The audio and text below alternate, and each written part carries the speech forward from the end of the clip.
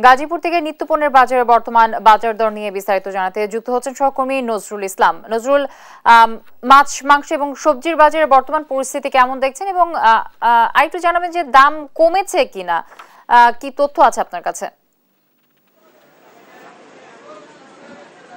আপনি যেমনটা বলছিলেন, আপনি জানেন যে মাছ এবং মাংসের বাজার, সবজির বাজার কিছুটা স্বস্তি থাকলেও বেড়েছে, কিন্তু ডিম এবং আপনার নিত্যপণ্য যে সমস্ত জিনিসগুলো আছে সেগুলো কিন্তু বাড়তে শুরু করেছে। এটার কারণ হিসাবে দেখতে পেয়েছে যে কয়েকদিনের যে বৃষ্টি, টানা বৃষ্টি, সেই বৃষ্টির কারণকে কিন্তু কারণ হিসাবে দেখাচ্ছেন ব্যবসায়ীরা, যে কারণে কিন্তু তারা উৎপাদন হ্রাস পেয়েছে।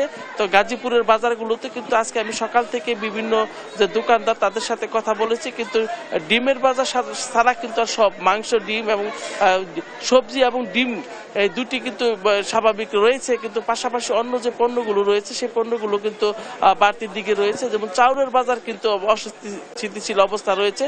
চাউল প্রতি কেজিতে কিন্তু 2 থেকে 3 টাকা বৃদ্ধি পেয়েছে। পাশাপাশি আলু, পেঁয়াজ যা কিছু আছে সবকিছু কিন্তু স্বাভাবিক পরিস্থিতিতে রয়েছে। তো আমি এই ব্যাপারে কথা বলবো যে বাজার কমিটির যে সভাপতি রয়েছেন, সে বাজার কমিটির সভাপতি আব্দুল সুবহান সাহেবের সাথে আমি কথা বলতে জানতে চাইবো ওনার কাছে যে বাজার পরিস্থিতি উঠানামার কারণটা কি, কিভাবে দেখছেন আপনারা?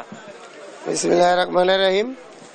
আপনারা সকলেই জানেন যে বাংলাদেশে যে বৃষ্টির যে আবহাওয়ার অবস্থা, সেই আবহাওয়ার উপরেই তরু তরকারি এগুলো কিন্তু নির্ভরশীল। আপনারা বলেছেন যে ডিমের কথা, আসলে যখন আবহাওয়ার সাথে কিন্তু মুরগির সাথেও একটা সম্পর্ক রয়েছে। যখন আবহাওয়া পরিবর্তন হয়ে যায়, ডিম কিন্তু উৎপাদন মুরগির কিন্তু কমে যায়। আমরা দেখেছেন যে আমরা বাজারটি এই গাজীপুর কাঁচামাল আড়তদার মালিক গ্রুপে বাজারটি 2005 সালে প্রতিষ্ঠিত করেছি, গাজীপুরের মানুষ যেন মানুষের ক্রয় ক্ষমতার বাইরে না যায়। এখানে লক্ষ লক্ষ শ্রমিক বাস করে।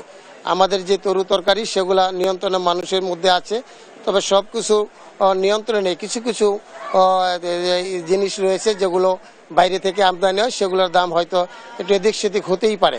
যেহেতু নিত্য প্রয়োজনীয় জিনিস, এটা আমরা আমাদের নিয়ন্ত্রণে রেখেছি। আমরা শক্ত হাতে আমরা এটা পরিচালনা করছি। আমাদের একটা মনিটরিং কমিটি রয়েছে, সেই মনিটরিং কমিটি নিত্যই দিন প্রতিনিয়ত তারা পরিচালনা করছে এবং দেখছে।